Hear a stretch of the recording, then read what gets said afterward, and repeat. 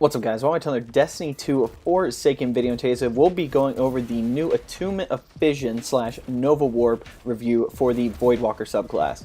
First up, let's quickly go over the perks. So it comes with Nova Warp, step between dimensions to subvert the laws of physics, press the whatever your sprint button is to teleport a short distance, and hold and release the I would say like the trigger button, which is used to fire your weapons and stuff, to unleash a deadly void eruption. Essentially, you can like just teleport around, like just like with Blink. It is pretty awesome. Plus, you can actually hold down the trigger and create a bigger explosion. So the longer you hold down the trigger, the bigger explosion you have. So if you just use it initially, it does a smaller explosion, hold it, you get a big one. Moving on to the melee ability, comes with Atomic Breach. This melee ability hits at extended range and creates a void explosion. Again, it's really good. That extended melee range is pretty solid. What's really cool, if you don't initially kill a target when you melee them, it actually has a delayed void blast that can potentially kill them as well and kill other enemies that are around, which is pretty awesome.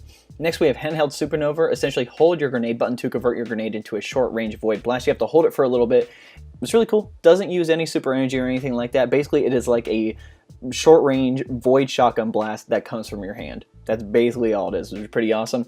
Its last perk is Dark Matter. Void ability kills grant health and melee grenade and class ability energy. So you get health back and you just basically get more ability energy back, which is pretty sick. So essentially the more kills you obtain with Dark Matter, like the higher your ability comes back, which is pretty sick. So it works for the Healing Rift as well, which is pretty cool. Not a lot of things actually do that, but still it is pretty sick.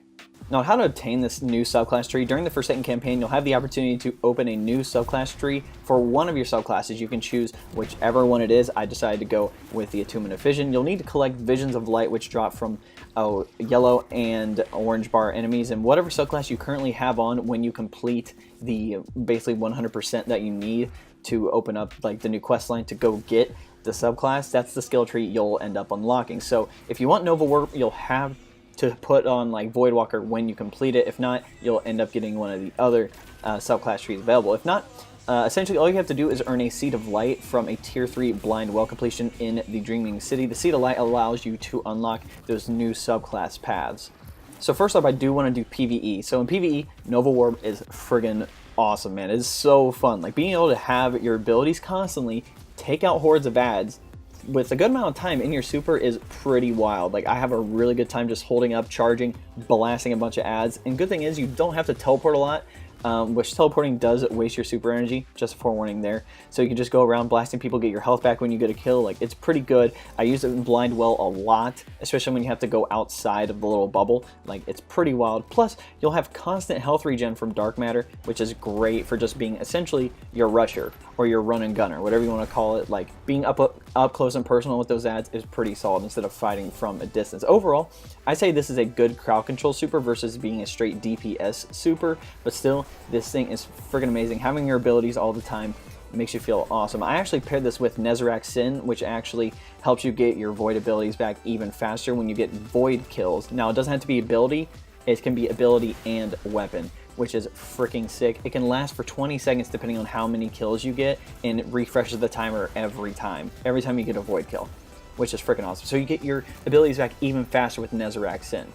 PvP wise, in the Crucible, some aspects of like this new subclass path are great, while others are a little underwhelming. So the super itself is a little lackluster. It's a little underpowered in my opinion. Like you can't one-hit Guardians with the small explosion, which kind of makes sense. Like they don't want people just going around with the small explosion, which means you have to charge up the super to get it. You have to be really up close and personal to get that one-hit kill from the charge up. And the sad thing is that when you're charging up, you can't use your maneuver in any way, and you're basically walking toward enemies. So you're holding it down, you're running toward enemies, which means you have a higher chance of dying because they can shoot you. There's no dodging available. Like you have to be really up close and personal, as I mentioned in PvE, which works out in some cases, but in most people either have shotguns or a counter super to get you back. I actually dodged a Wave 1000 cut super from a golden gun. I took him out. It was pure luck. Like I don't know how I did it. I teleported out of there.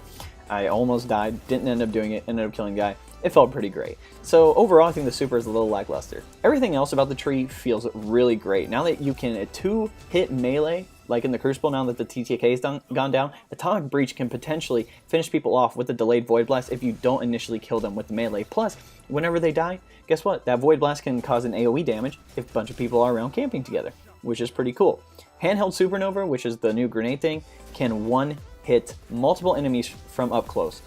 That's insane. Like, no other grenade can do that right now, which is pretty cool. All you have to do is hold it down for like 2 seconds, and then when somebody's rushing at you, just throw the grenade at them, boom, they get destroyed in the Void Light. And guess what? Any ability kills you get, Dark Matter allows for health regen from any abilities or those super kills, which is pretty cool. So I think with this new subclass tree, it has a lot of synergy and it can pair well with a good amount of exotics. Finally, my ranking is a 9 out of 10. Overall, I love this super. It feels great for both PvE and PvP. The only thing that I would change is the damage to Guardian combatants, because it can rarely one-hit, and I just think the survivability with it isn't as good, especially since Stormcaller now got a buff. You can run around and actually hit people from a distance. You don't have to charge up. You can blink away like with it and still use like your tickle fingers fairly easily. And it kills them super fast. So I just think maybe it could use a little tuning when it comes to the Crucible. Other than that, it is freaking awesome. Alright guys, that's my review over the new Attunement of Fission / Nova Warp Super for the Voidwalker Warlock. If you want to help support me, there'll be a link below, say best way to support me. If you want to go check that out, that'd be awesome. But if you don't want to do that, you can always like this video, subscribe to the channel, share this video, turn the notification bell next to subscribe if you want to be notified when I drop some new content on the channel, because YouTube is super weird about their like notification stuff, I don't know. And also, comment what you guys want to see below. Again, I'm making content for you whenever you see, try to get out there as quickly as possible. Also, we have the Discord link below. No requirements to join the Discord, you don't have to be part of the clan or anything. We have some text chats going about, obviously, Destiny 2 Forsaken, some stuff like that. We also have some other stuff about some upcoming games like the Division 2 Anthem and all that great stuff. We have some voice chats as well, so if you want to talk to me, it's going to be the best way to do that. Alright guys, hope you enjoyed this video. We'll catch you next time.